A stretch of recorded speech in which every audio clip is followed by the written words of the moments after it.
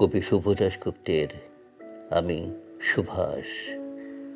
তোমার পাথরে দিয়েছি মালা, এত মালা, এত ফুল, তুমি ঢাকা পড়ে গেছো। তুমি পাথর না হলে রাগ করতে।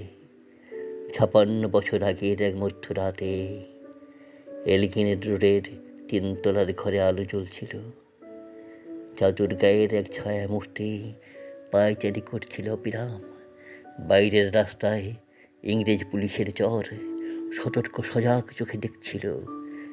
তার সব সতর্কতাকে বুদ্ধ বানিয়ে তুমি তখন অন্ধকার তীরে ছুটে চলেছ আলোর পথে। দেশের মানুষ, কাকপক্ষী কেউ টের পায়নি। তুমি চলে যাবার পর 56টা শীত, বর্ষা, গ্রীষ্ম উধাও। তুমিও সেই থেকে প্রত্যেক জানুয়ারিতে পৃথিবীর এপাড়া ওপাড়া সব মাটিতে তোমার অনশ্বর পায়ের ছাপ।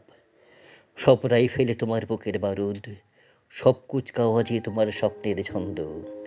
পরশ পাথরের মতো স্বাধীনতাকে খুঁজেছে তোমার অন্তরে লুকিয়ে থাকা খ্যাপা।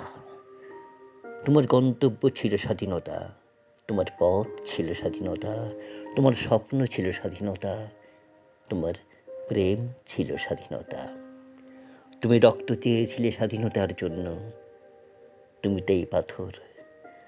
যারা স্বাধীনতার আড়ালে চেয়েছিল গদি, চেয়েছিল সিংহাসন, ইংরেজের ছেড়ে যাবা লুটের রাজ্যপাট, তারা রইল সুখে।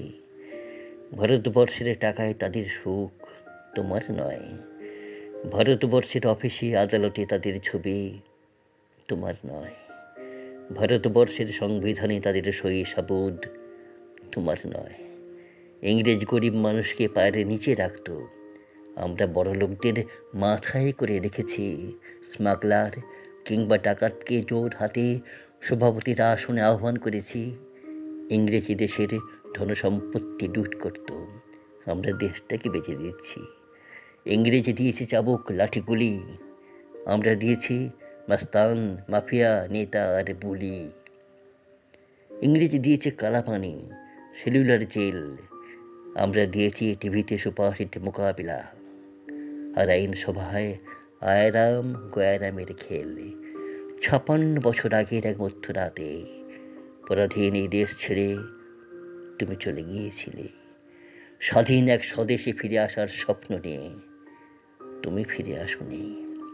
স্বাধীনতা এসেছে, তার কাঁধের ঝুলি ভরে নিয়ে এসেছে ভোট নামক রাজসূয় যোগ্য, গণতন্ত্র নামক চেরায়ত মাৎসর ন্যায়, প্রগতি নামক লোক ঠকানো স্ট্যাটিস্টিক্স, সংগতি নামক বিস্ফোরণের চুরমার, ঐতিহ্য নামক মন্দির মসজিদের ঝগড়া, আর আসমুদ্র হিমাচল ভরিয়ে দেওয়া ভাষণ, ভাষণ আর ভাষণ।